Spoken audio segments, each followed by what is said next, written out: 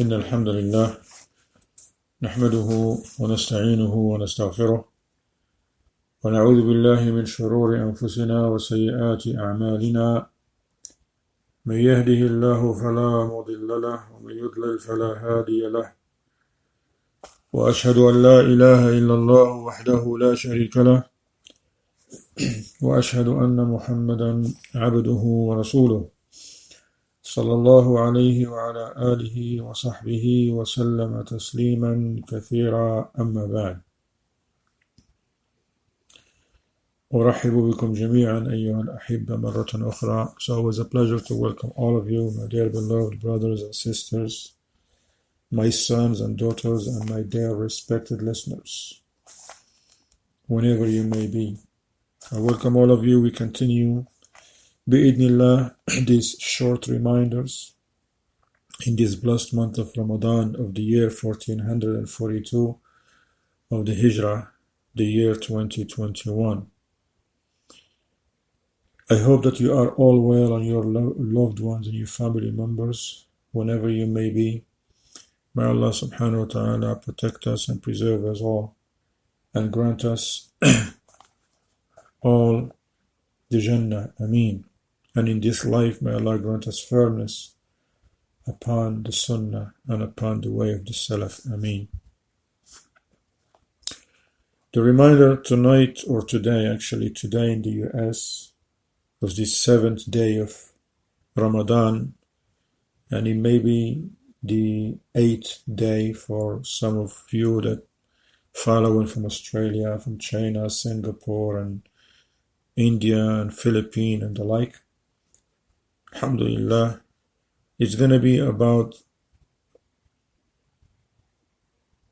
those who cannot fast in the month of Ramadan and what they should do, what is upon them to do. Okay? And what is upon them to do. We're going to read from the book of our noble Shaykh, Al-Allama Salih Al-Fawzan, Hafidhahullah, sitting in the month of Ramadan. If you have the book, you can go to the page 234. 234 to follow with us, inshallah. The Shaykh mentioned in ayah, Allah subhanahu wa ta'ala says in Surah Al-Hajj, chapter 22, verse 78, وَمَا جَعَلَ عَلَيْكُمْ فِي الدِّينِ مِنْ حَرَجٍ. Allah subhanahu wa ta'ala has not laid upon you in the religion any hardship whatsoever.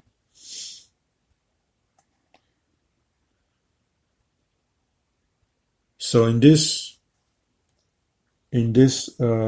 brief reminder is going to be between 15 minutes to 20 at the most. These are the reminders from Monday through Thursday. The Sheikh explains the people, the categories of people that they are allowed to break the fast and don't fast in Ramadan. And also he mentioned what is upon every one of them, because they are in different categories. What is upon every one of them? Of course, Allah subhanahu wa ta'ala says in Surah Al-Baqarah, the verses 183 and 184, يا أيها الذين آمنوا كتب عليكم الصيام كما كتب على الذين من قبلكم لعلكم تتقون أياما معدودات. O you who believe, observing the fasting, a psalm, is prescribed for you as it was prescribed for those before you, that you may become pious.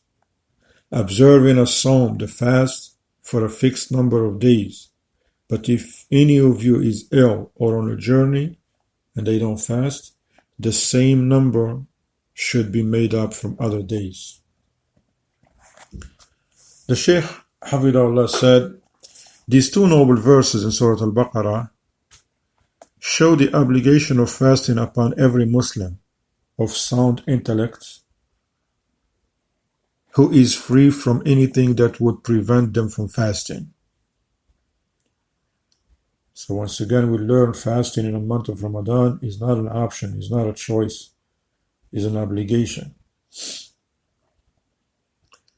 Therefore, he says, if the Muslim reach the month of Ramadan, it is incumbent upon them to fast during the month of Ramadan, or to make the days up if they are not able to fast during the month of Ramadan due to an excuse from the legislated excuse, that they have a valid excuse, not just they taken upon themselves not to fast. They have valid excuse. As for those who are excused and are allowed to break their fast, then they are the following individuals. The Sheikh mentioned the 6 categories, 6 of them. Number 1, the sick person, al-marid, the sick person upon whom fasting is difficult. Because we're human beings. Alhamdulillah, one day you're healthy, one day you may get sick. He said it is recommended that the person who's sick to break the fast and accept rukhsa, the concession of Allah subhanahu wa ta'ala. And this is in the case where fasting will cause him harm or her, or delay the recovery or increase the illness. That's why Shaykh Ibn Uthaymeen rahimahullah ta'ala says that if a person has a mild flu or a mild pain, he said they don't break the fast. They fast. Number 2, the traveler, al-musafir, the traveler upon whom the month of Ramadan came while he was traveling, or who started traveling during the month of Ramadan in the distance of travel if the distance of travel is 80 kilometers or more. Some ulama, they says 83 or more. And this is equivalent to the distance that people used to travel by foot. And the distance they would carry their loads, a distance of 2 days. Okay?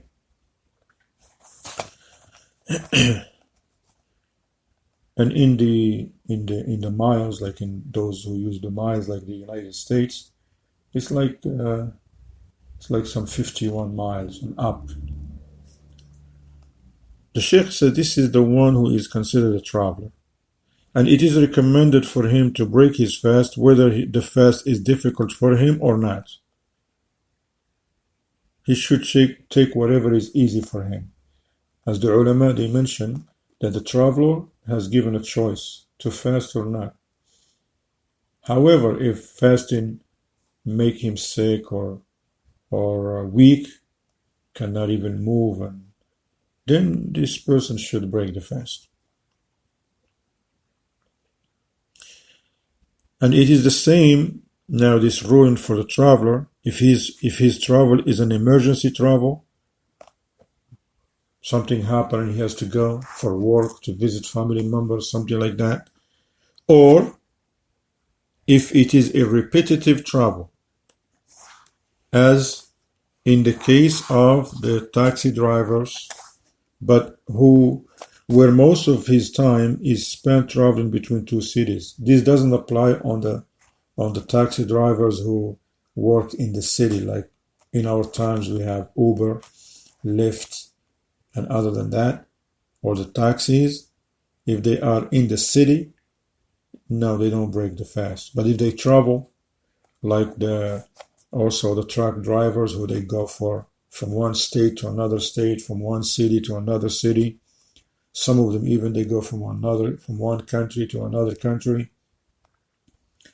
These people, the Shaykh says, yes, they can break the fast. Shaykh Ibn Uthaymeen rahimahullah said the same thing. The ulama, they mentioned they can break the fast. So this person breaks his fast and makes the days up when he is not traveling. Because Shaykh Ibn Uthaymeen, he mentioned if somebody may ask if these people, that's their job, so when they're going to make up these days? He said they make up those days when they are not traveling, or they can make them up in a winter when it is easy to make up those days.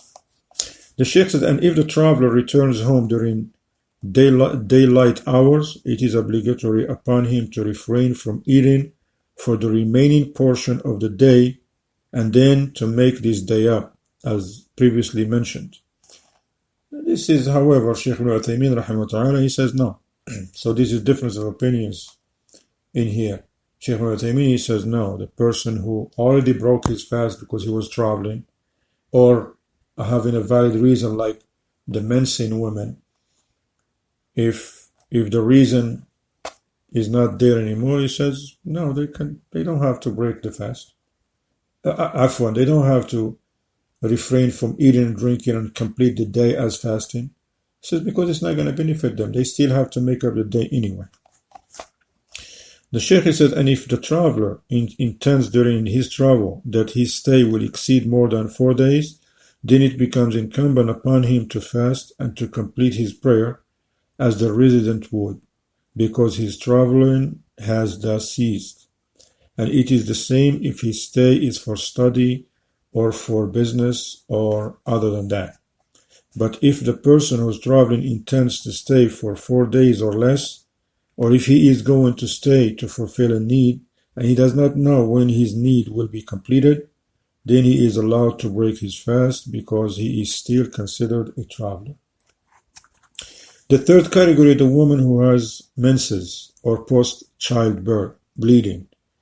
It is not permissible, now this is very important for a woman to know, it is not permissible for her to fast nor pray as long as she is in one of these two states.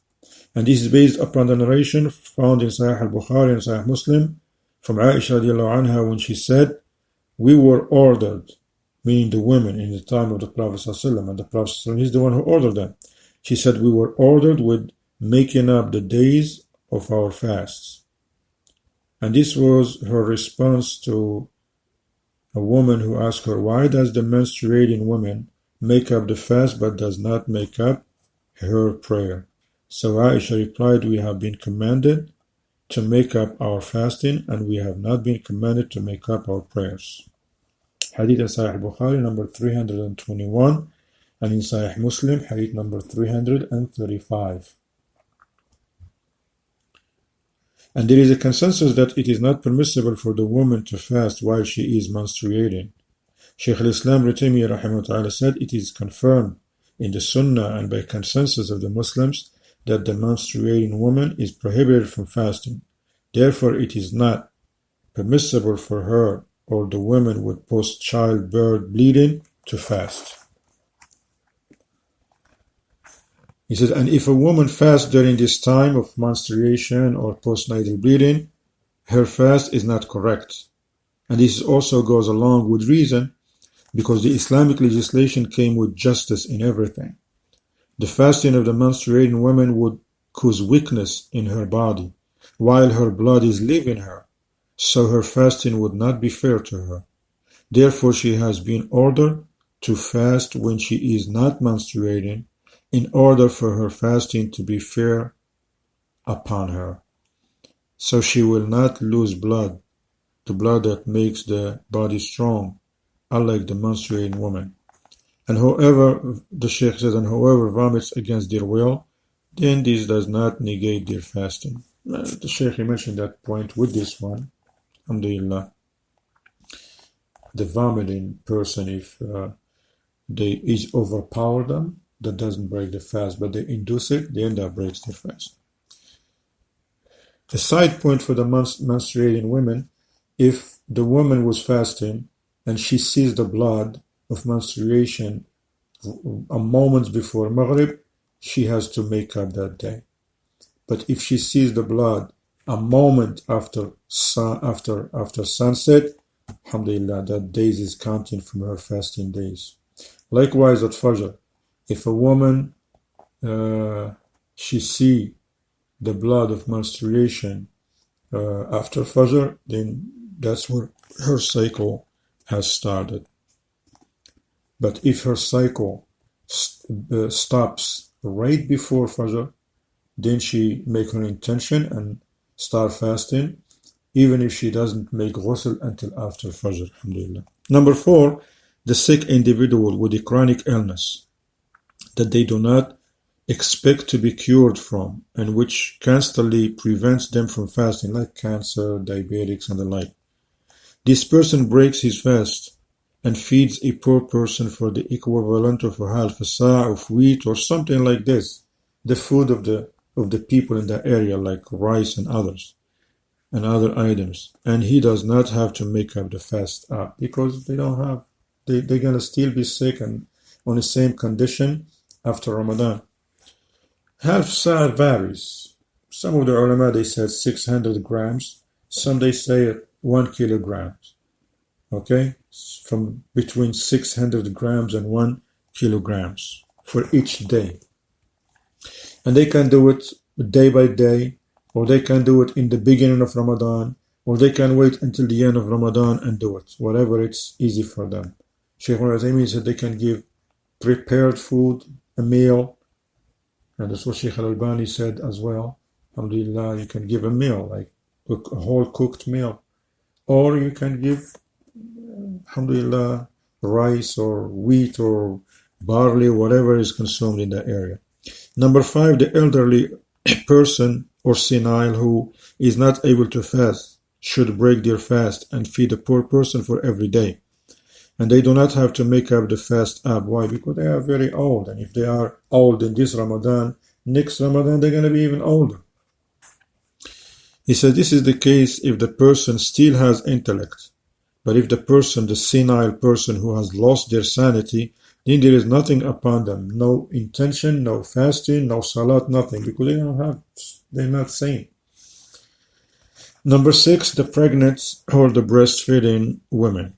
If she fears for herself or for her child that the fast might harm them, then in both cases she should break her fast and make up the days she missed.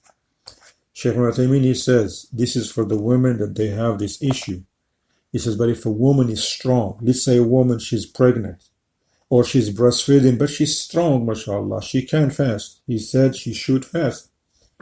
Not any pregnant woman or breastfeeding, she directly go and break the fast. No. He said if she's strong, because women are not on the same level. Alhamdulillah. If they are strong and fasting would not harm them or not harm their babies, then they should fast.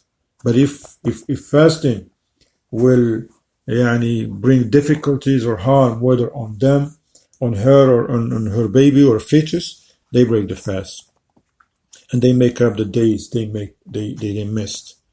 He said, if she breaks her fast only fearing for her child, then in addition to making up the missed day, she should feed a poor person for each day.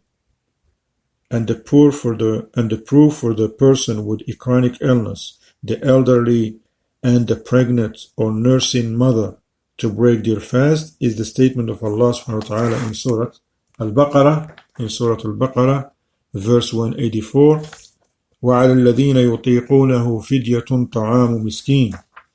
And as for those who can fast with difficulty, example, an old man, they have choice either to fast if they can or feed the poor if they can't, for every day. The Shaykh said this is the explanation for this verse given by Abdullah ibn Abbas, his great companion, radiyallahu anhu wa an abi wa an as-sahaba ajma'in. And may the peace and blessings of Allah be upon our Prophet Muhammad sallallahu alayhi wasallam. By this we come to an end of this short reminder of today. I hope that Allah subhanahu wa ta'ala benefit us all with it. May Allah grant us beneficial knowledge that produces righteous actions. May Allah subhanahu wa ta'ala keep us firm upon the sunnah. May Allah subhanahu wa ta'ala accept our fasting and our standing and all the actions we are doing in this blessed month of Ramadan. And may Allah subhanahu wa ta'ala help us to continue after Ramadan. We have to pay attention and take notes.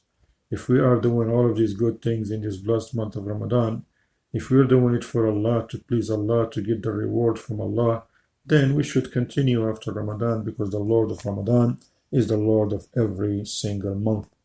Jazakumullah khairan, barakallahu feekum, wa sallallahu wa sallam ala Muhammad wa ala alihi wa sahbihi. Until tomorrow, same time, another reminder, bi'idhnillah. Wassalamu alaikum wa rahmatullahi wa barakatuh.